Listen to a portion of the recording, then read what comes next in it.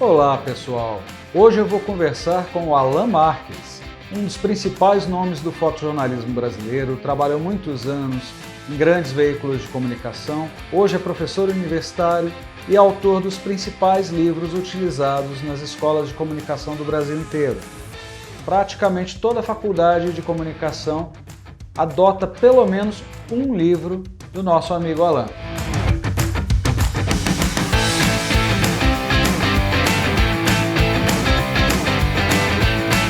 Alan, muito obrigado pela sua presença, é sempre bom bater um papo com você. São muitos anos de história, nós nos conhecemos há alguns anos, né? Já há um bom tempo. Na época eu tinha cabelo. Você tinha cabelo? Eu também. Enfim. Bom, conta um pouquinho pra gente sobre a sua trajetória no fotojornalismo e a trajetória familiar, que na verdade é uma referência nacional. São muitos anos de fotojornalismo em família. Certo. Cleber, primeiro eu agradecer pela oportunidade de estar aqui conversando com você. É sempre bom falar sobre fotografia, falar sobre conceitos que a gente gosta, coisas que a gente gosta de fazer. Fotografia está na minha vida desde sempre, né? Eu sou de uma família de fotógrafos. Comecei a fotografar muito novo, tinha 18 anos. Já estava fotografando, já estava trabalhando em jornal, mas o que precedeu a isso foi a influência dos meus irmãos. Meu irmão mais velho, Paulo Marques, ele não está mais com a gente, ele morreu muito novo, ele tinha 24 anos, mas ele começou a fotografia. E nessa época, ele tinha 24 anos e já era editor de fotografia do Correio Brasiliense, que na época dele era um símbolo gigantesco de comunicação.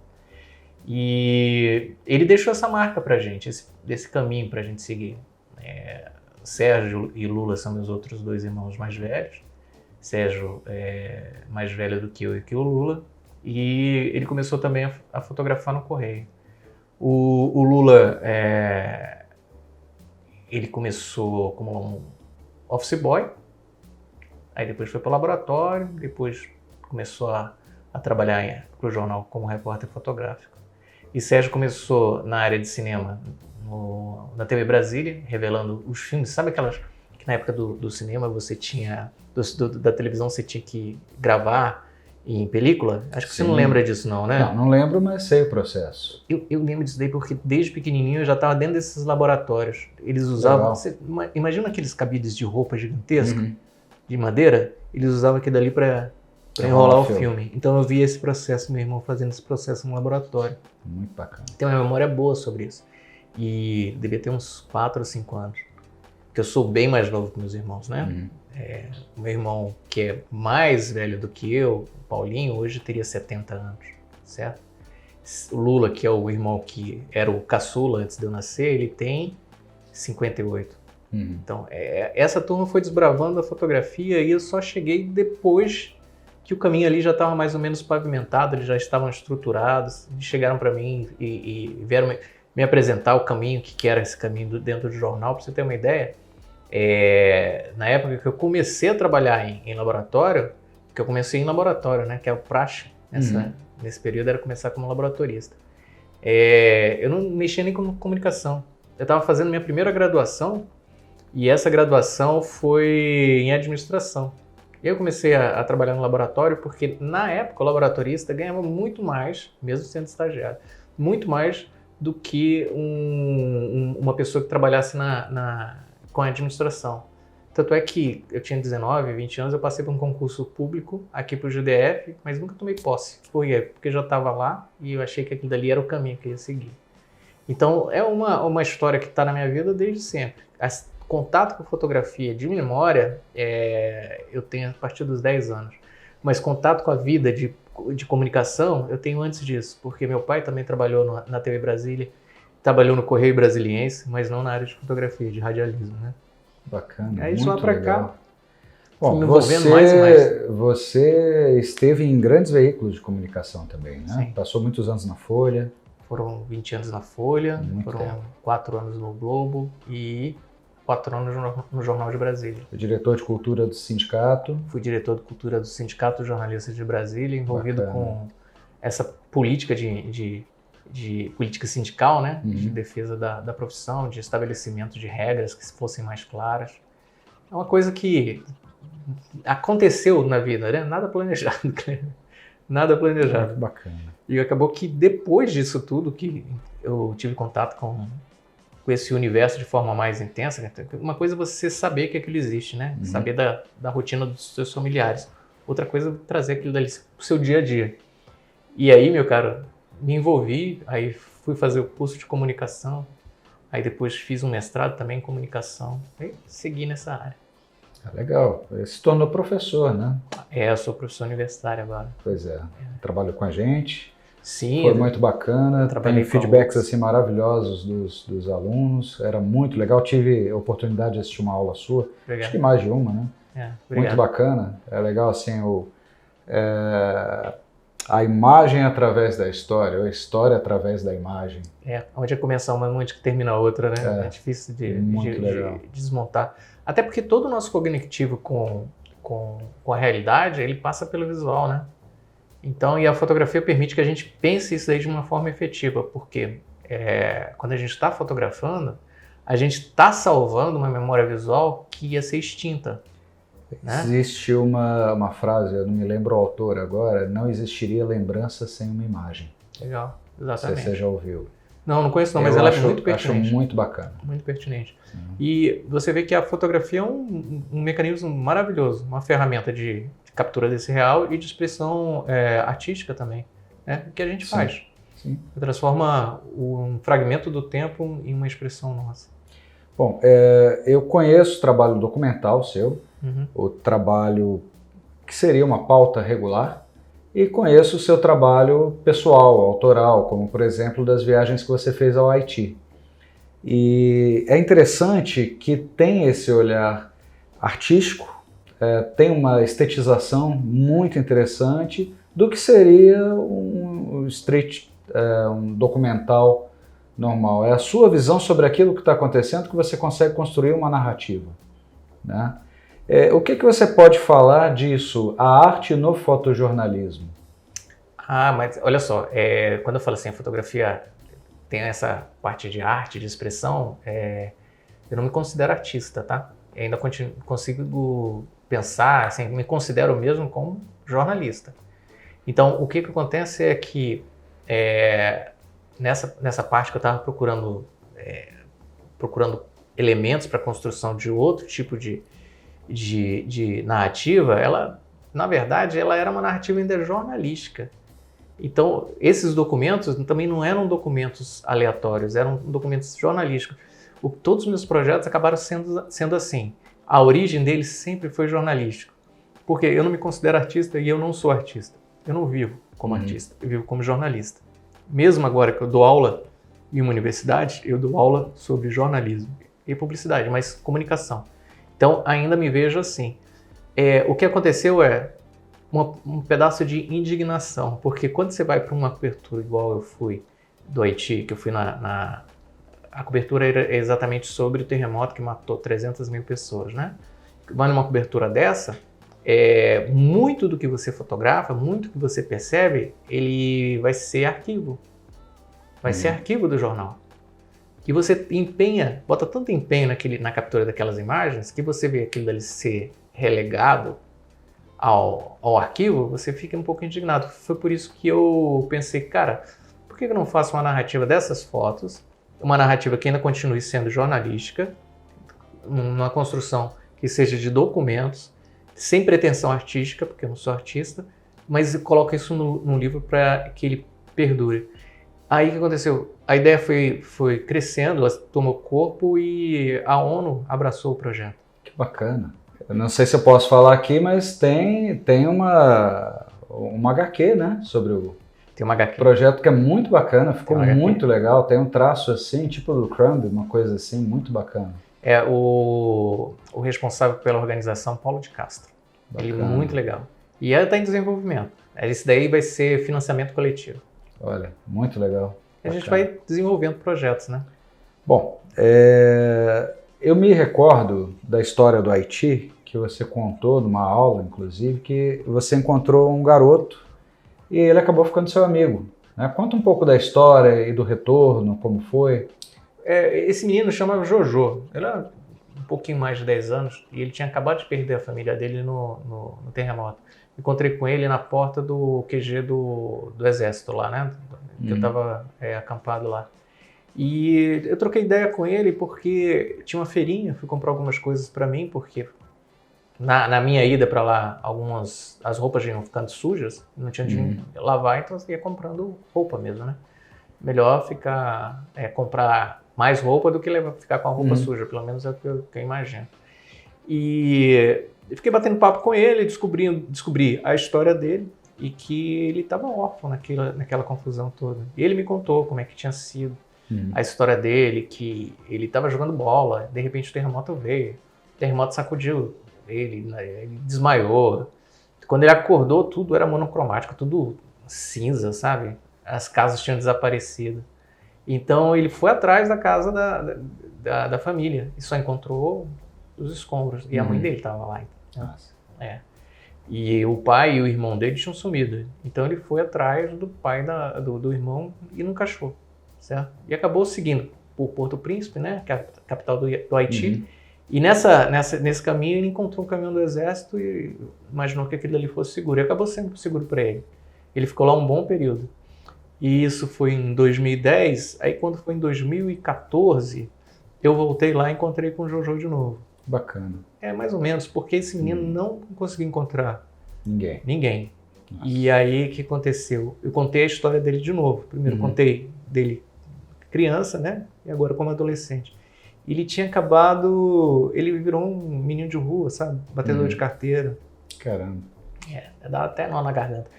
O menino, assim, teve uma transformação bem ruim do que era a vida dele. Familiar para a vida... Né? Sobrevivência, né? De repente não teve muitas oportunidades. Depois de que aconteceu, não tinha nenhum amparo. O pior é o seguinte, que ele tinha uma certa aceitação ali perto da área do QG, e essa aceitação foi embora, porque começou a roubar as pessoas, entendeu? Então nem isso, mas ele tinha essa segurança. E ele se envolveu com um grupo de 10 meninos ali. E ele era um pouco de líder dessa turma. Entendi. Entendeu? Então, te reconheceu? Não, batemos papo. Eu fotografei ele, me contou a história dele, falou o que estava acontecendo. Mesmo nessa condição, ainda chegou para mim e perguntou se eu não tinha como indicar ele para alguma ONG. Aí fui ver isso para ele, mas quando eu voltei a encontrar com ele, né, ele já tinha sumido. Então, foi uma situação que é uma situação bem sensível. Você citou o monocromático do que ele viu depois, né? Nas suas fotos, a escolha do PB é em função disso? Nunca pensei nisso, não. Eu só tirei a cor para não tirar a concentração das linhas só. Entendeu? Mas eu nunca pensei, talvez lá no subconsciente. Bom, para mim parece um aspecto meio Triste-Spam, assim, de quem vem do filme. Não sei se você gosta desse revelei contraste. Muito. Era o meu filme preferido também. Revelei muito. Legal. 400 eu usava puxando para 800. Isso. Ele aguentava. Funcionava super bem. Aguentava até 1.600 tranquilo. Futebol dava para fazer com 3.200. Eu não sei se nem isso que a gente fala hoje desse tipo de memória. De memória as pessoas vão entender, né? Porque quando você está com a câmera fotográfica, hoje com o recurso de duas ações na máquina, você consegue transformar uma captura de 100 asas em 3.200 ou 25.000 asas. Hoje nas câmeras modernas você tem aí 3.200 que equivalia a um 400, 800 em termos de nitidez, granulação dos filmes que a gente usava. Isso é interessante porque o que a gente fotografa não é o real, né? O real é outra coisa. O real é aqui e agora. Então a gente já faz uma interpretação. E com essas sensibilidades que as máquinas têm, então o que está sendo fotografado, às vezes não está nem sendo visto pela gente, porque a nossa capacidade de ver não é igual à capacidade que essas máquinas têm de capturar no escuro. É muito, muito sensível. É verdade. Então, é uma transformação de todo o processo de percepção. Eu gosto disso. Por isso que eu acho que hoje em dia, da forma que eu percebo, é que o fotojornalismo ele continua um apego e é fundamental para a sociedade. Mas a fotografia que se produz no fotojornalismo, ela tem que ter um quê um pouquinho mais político, saca? Uhum. Um quê mais engajado. Por quê? Porque se for só uma foto, não vai ter relevância, porque as coisas já se transformaram tanto, elas se configuraram de forma tão intensa por causa da tecnologia, que para a gente ter essa qualidade dentro da fotografia fotojornalística, você precisa de um engajamento político, sabe? Mas eu não falo da política partidária, eu falo de uma política humana. Não, entendi. De denúncia, de mostrar... De reflexão. Reflexão. Nada tão comercial e algo mais para produzir e esse termo mesmo, produzir bem capitalista mesmo, para produzir um novo conceito, ou pelo menos um novo contexto em cima de uma imagem que ela vá além daquela coisa de consumo. Por isso que eu falo, é tentar transformar o que é sistemático em algo que seja único. Uhum. Para que nós possamos finalizar, né, fala um pouquinho dos seus projetos atuais, o que você está fazendo nesses tempos de isolamento social, o que você recomenda aos fotógrafos que possam fazer nesse momento, como possibilidade até de sobrevivência, de comercialização do trabalho, network, projetos, enfim. O que você recomenda aos nossos amigos fotógrafos? Bem, eu não parei de produzir, né? Esse primeiro semestre muito complicado, né? Todo o contexto é bem complicado. Eu fiz um livro de audiovisual, que é um livro acadêmico com a história do rádio e da TV para a universidade. E estou finalizando agora, já está na verdade no pré, um livro sobre Gervásio Batista. Que bacana. É um livro que conta a trajetória dele. Então a pesquisa, o texto e as fotografias, as pesquisas de fotografia também foram feitas por mim. Os 2 livros devem sair no próximo semestre, né? Então são projetos já executados. Muito legal. Agora, para frente, assim, eu preciso ver como é que vai se estruturar o contexto, né? Porque esses projetos são projetos que começaram ano passado. Entendi. Então a gente vê um processo muito líquido agora, né? A gente não tem muita consistência nas coisas. Para o fotógrafo que está começando, cara, desejar boa sorte para ele, porque o que ele precisa ter é paciência, muita sorte e trabalho.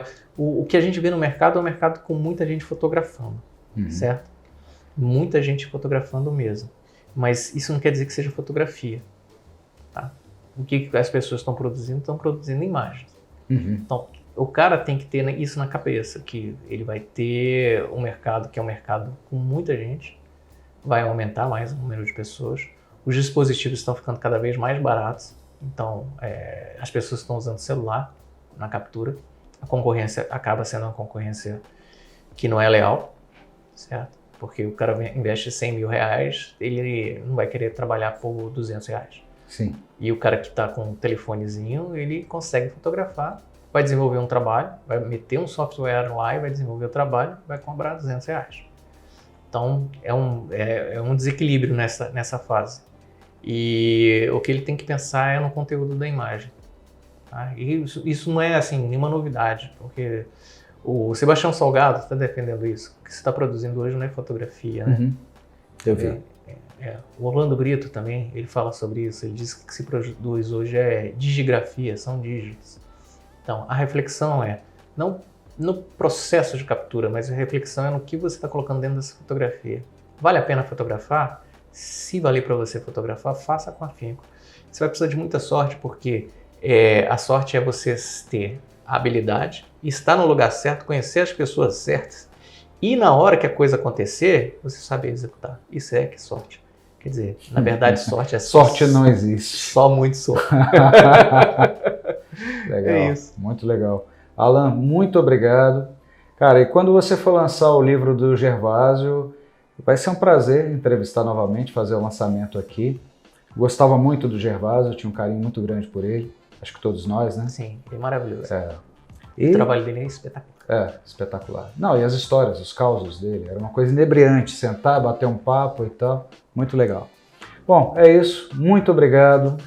Espero revê-lo em breve em um período mais tranquilo. Eu que agradeço. Pessoal, se você gostou da entrevista, inscreva-se em nosso canal, ative as notificações e dê o seu like. Nos ajuda a estar fazendo mais material de qualidade para você. Muito obrigado.